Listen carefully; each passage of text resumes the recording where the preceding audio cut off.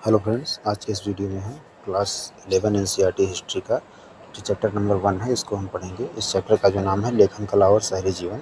तो यह अध्याय बताता है कि प्राचीन मेसोपोटामिया सभ्यता के बारे में बताता है और वो यह भी बताता है कि शहर कैसे विकसित हुए और लेखन जो है क्या मतलब उसमें लेखन का क्या महत्व था।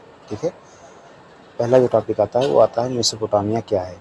तो यह एक प्राचीन सभ्यता थी, टिग्रिस और यूफ्रेटिस नदियों के बीच स्थित थी। ठीक है, इसका अर्थ है वो होता है दो नदियों के बीच की भूमि। ठीक है, फिर आता है शहरी जीवन का विकास। तो मेसोपोटामिया में बड़े बड़े शहर बने, व्यापार और कृषि जो है विकसित हुई, मंदिर और प्रशासनिक भवन बने। इसका प्रमुख शहर था उर और उरुक। ठीक है ना। फिर उसके बाद आता है था कि लेखन कला यानी राइटिंग सिस्टम। मेसोपोटामिया में सबसे पहले लेखन जो है शुरू हुआ था। इसे क्यूनिफॉर्म कहा जाता था उस समय, मिट्टी की तख्तियों पर लिखा जाता था। ठीक है ना, इसके तहत। फिर आता है कि लेखन का उपयोग।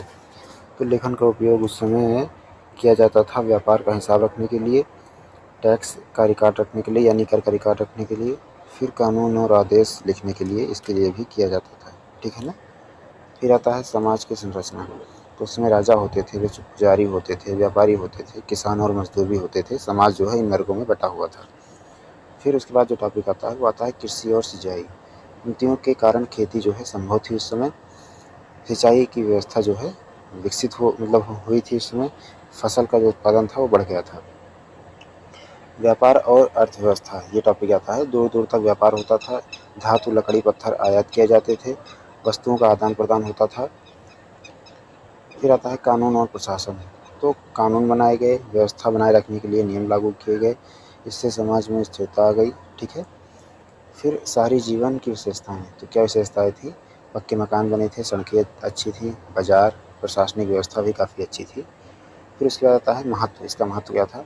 तो लेखन से इतिहास को समझना आसान हो गया, शहरों ने सभ्यता को आगे बढ़ाया, समाज जो है संगठित हो गया।